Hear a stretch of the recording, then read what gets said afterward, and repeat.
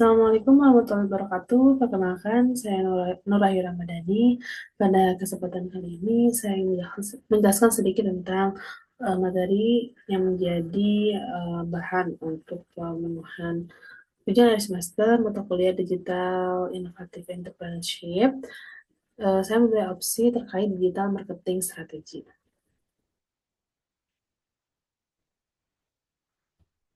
Selanjutnya, hmm, yang pertama itu ada pengertian dari pemasaran digital.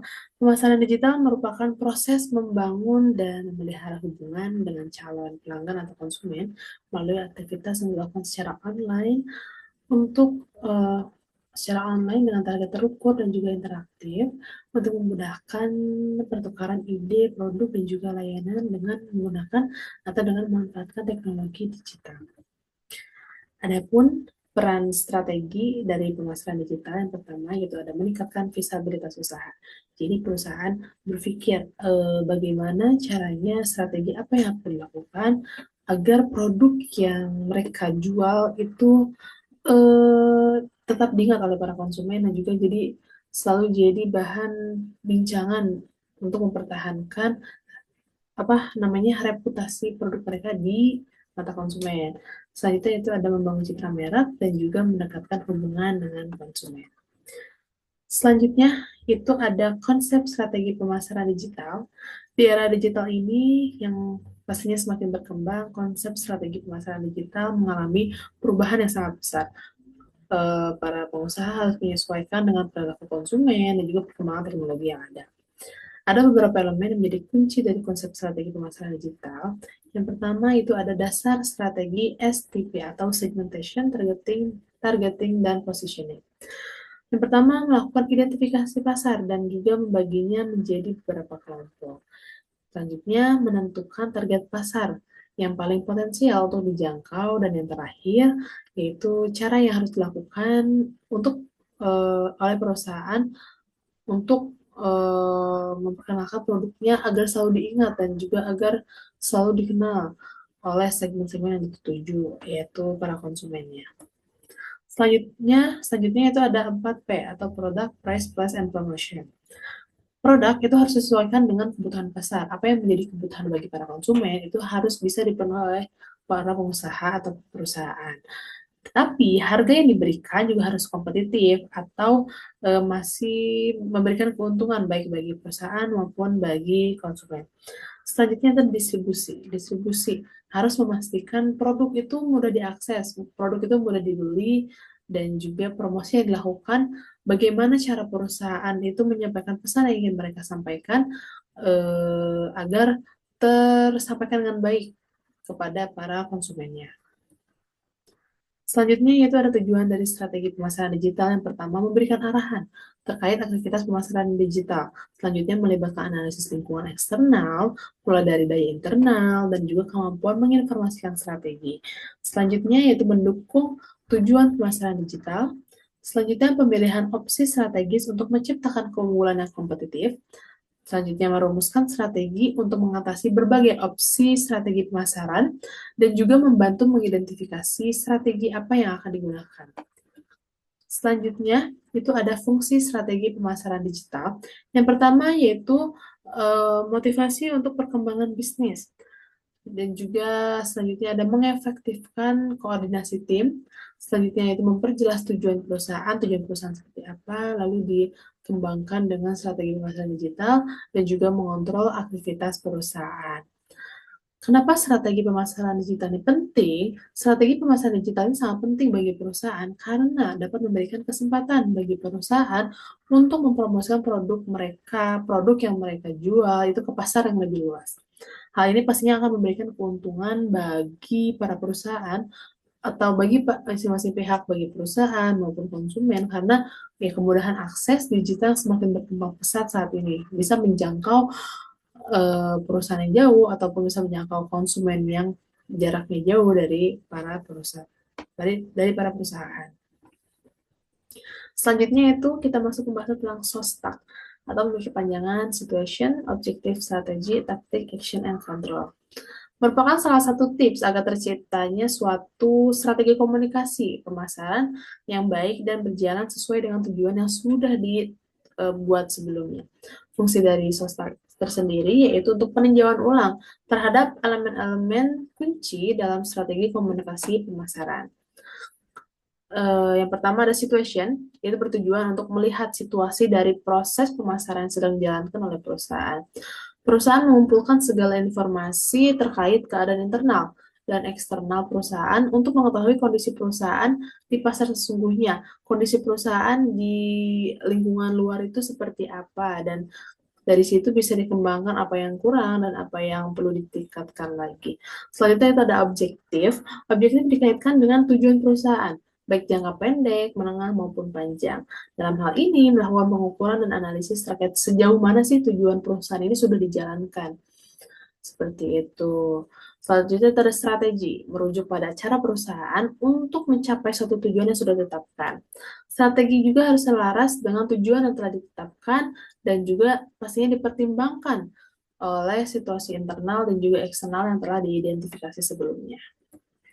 Selanjutnya ada taktik. Taktik merupakan penjabaran tentang langkah-langkah yang akan dilakukan untuk menjalankan strategi yang digunakan untuk mencapai tujuan perusahaan. Selanjutnya ada action, yaitu menjalankan taktik yang telah dirumuskan dalam bentuk aksi yang terukur, mempersiapkan siapa dan bagaimana yang bertanggung jawab pada setiap proses, sehingga dapat meminimalisir hal-hal yang dapat menghambat tujuan perusahaan. Dan yang terakhir itu ada kontrol, atau tahapan ini dilakukan untuk melakukan pemeriksaan dan evaluasi terhadap aksi atau action yang dijalankan secara berkala. Apakah aksi sudah dilakukan sesuai dengan tujuan perusahaan ataukah belum? Kita masuk kepada studi kasus. Pada pembahasan ini saya mengambil studi kasus tentang PT Samsung Elektronik Indonesia atau PT Samsung. Kita langsung profil singkat. PT Samsung Elektronik Indonesia merupakan anak perusahaan dari Samsung Electronics. Samsung Electronics ini didirikan pada tahun 1969 oleh Lee Byung-chul dan telah menjadi produsen terkemuka di Korea Selatan dan juga untuk saat ini pastinya terkemuka juga di dunia. Masuk kepada analisis Sostak oleh perusahaan Samsung. Yang pertama ada situation. PT Samsung merupakan pemimpin pasar elektronik dan smartphone pada pasar global termasuk di Indonesia. Target konsumen utama PT Samsung yaitu masyarakat yang membutuhkan produk-produk elektronik yang pastinya dengan kualitas yang baik. Pada tahun 2024, PT Samsung telah mempertahankan posisinya sebagai pemimpin pasar TV digital, pemimpin pasar TV global selama 18 tahun berturut-turut. Jadi PT Samsung ini memiliki reputasi yang sangat baik di pasar yang luas dan juga di hadapan para konsumen. Selanjutnya itu ada objektif.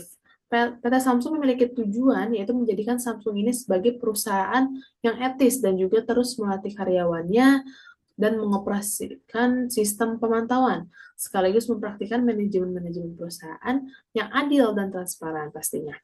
PT Samsung juga berkomitmen untuk mematuhi hukum dan peraturan setempat, serta menerapkan kode etik global yang ketat kepada semua karyawan. Selanjutnya yaitu ada strategi. Strategi pemasaran global yang dilakukan oleh Samsung yaitu salah satunya dengan menggunakan celebrity endorser atau dengan dukungan selebriti. Mungkin kita sebut sebagai brand ambassador seperti itu. Dalam hal ini, Samsung bekerja sama dengan selebriti ternama untuk melakukan promosi produknya. Selanjutnya ada taktik.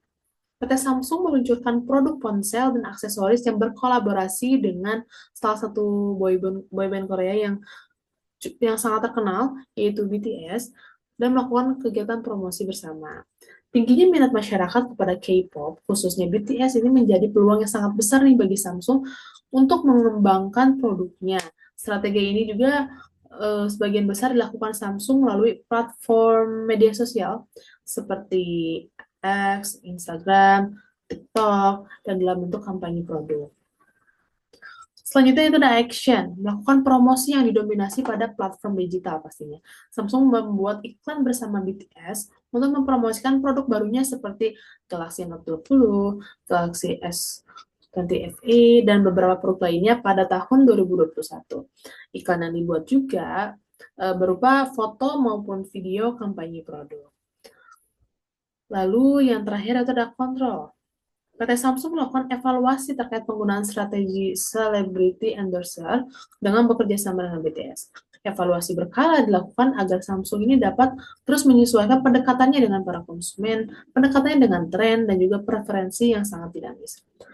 Strategi yang digunakan itu memberikan keuntungan bagi Samsung dilihat dari peningkatan penjualan pasar di Indonesia dan diperkuat oleh posisi Samsung sebagai merek global yang relevan dan juga adaptif terhadap tren budaya pada tahun 2024. Adapun saran strategi dari saya yaitu setelah bekerja sama dengan selebriti, bisa saja Samsung bekerja sama dengan UNICEF. Sebenarnya Samsung ini sudah melakukan kerjasama dengan UNICEF, tapi mungkin dalam jangka waktu yang pendek. Maka dari itu, sarannya yaitu melakukan kerjasama dengan organisasi UNICEF untuk mendukung sektor pendidikan. Samsung dapat memberikan bantuan teknologi yang dibutuhkan untuk memudahkan penyampaian pembelajaran kepada anak-anak yang membutuhkannya.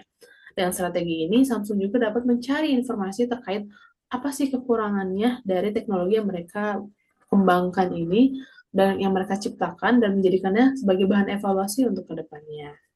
Seperti itu. Ini referensinya dan ya, terima kasih atas perhatiannya. Mohon maaf apabila ada kesalahan. Saya pamit undur diri. Wassalamualaikum warahmatullahi wabarakatuh.